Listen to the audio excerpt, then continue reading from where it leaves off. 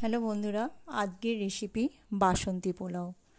এটি খেতে খুবই সুস্বাদু এবং সকলে জানে না এমনও আছে। যারা জানে না তাদের জন্য আমি এটা তৈরি করে এই রেসিপিটা দেখাচ্ছি। আশা করছি তোমাদের ভালো লাগবে এবং পুরো ভিডিওটা দেখার অনুরোধ থাকলো। প্রথমে চালটা আধা ঘন্টা ভিজিয়ে রেখেছিলাম। এরপর একটা অন্য পাত্রে ঝরিয়ে দিয়েছি, জলটা খুব শুকনো হয়ে গেছে। এরপর আমি এই চালটাকে ম্যারিনেট করে রাখবো। তার জন্য আমি দিয়ে দিলাম ঘি। আপনারা আপনাদের প্রয়োজন মতন ঘিটা দেবেন। ঘি, নুন আর মিষ্টি, আর দিয়ে দিলাম নুনটা পরিমাণে কমই দেবেন। এরপর দিয়ে দিচ্ছি চিনিটা আপনারা আপনাদের মিষ্টি অনুযায়ী দেবেন। আমরা একটু মিষ্টি ভালোবাসি, তাই চিনিটা একটু বেশি করেই দিচ্ছি। পরিমাণটা আপনারা বুঝে দেবেন। এরপর দিয়ে দেবো একটু হলুদ রঙের জন্য, তাহলে একটু বাসন্তী কালার আসবে। আর দিয়ে দিলাম একটু গরম মশলা। এরপর সমস্ত চালটাকে আমি ভালো করে মাখিয়ে নেব।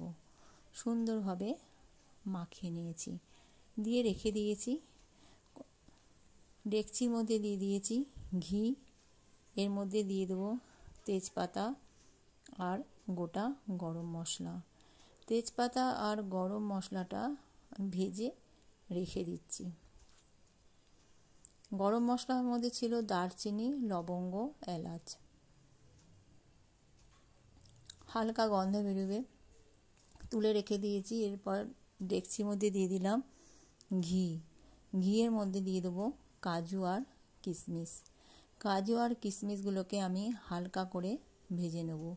কাজু ভাজতে বেশিক্ষণ সময় নেয় না, খুব তাড়াতাড়ি এটা লাল হয়ে যায়। সেই জন্য এটা খুব কম করে দেবেন, আঁচটা যেন সিমে থাকে। এরপর আমি কাজুগুলোকে সুন্দরভাবে নেড়ে নিচ্ছি। কাজুটা আমার ভাজা হয়ে গেছে, কাজুটা তুলে রেখে দিচ্ছি।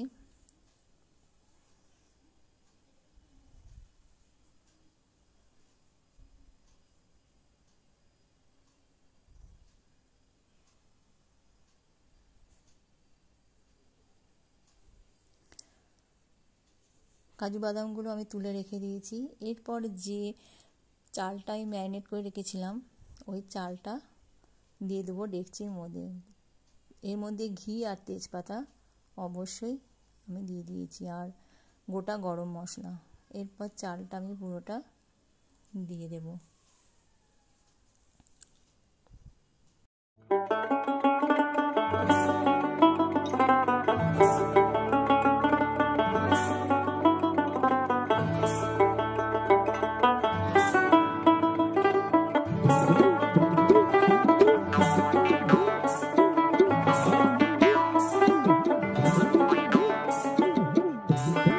এরপর চালটা আমি একটু ভাজা করে নেব, সেই জন্য গ্যাসটা অবশ্যই সিমে করবে। হালকা করে একটু ভেজে নেব।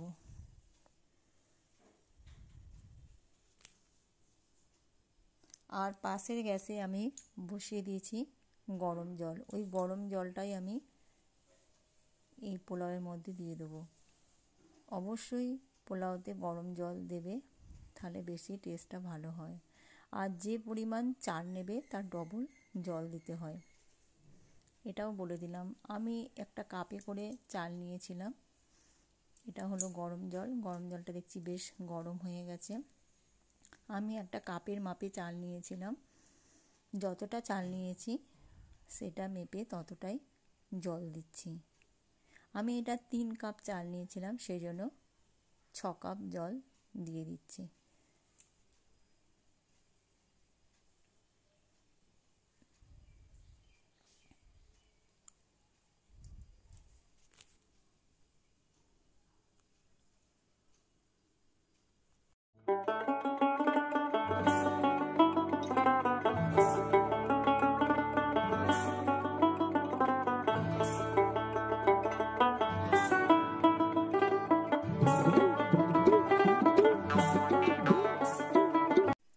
এরপর আমি কাজু কিশমিশ যেগুলো ভেজে রেখেছিলাম, ওই কাজু কিশমিশগুলো দিয়ে দিচ্ছি। ভালো করে নাড়িয়ে চাড়িয়ে যতক্ষণ না ফুটবে ততক্ষণ ঢাকা দেওয়া হবে না।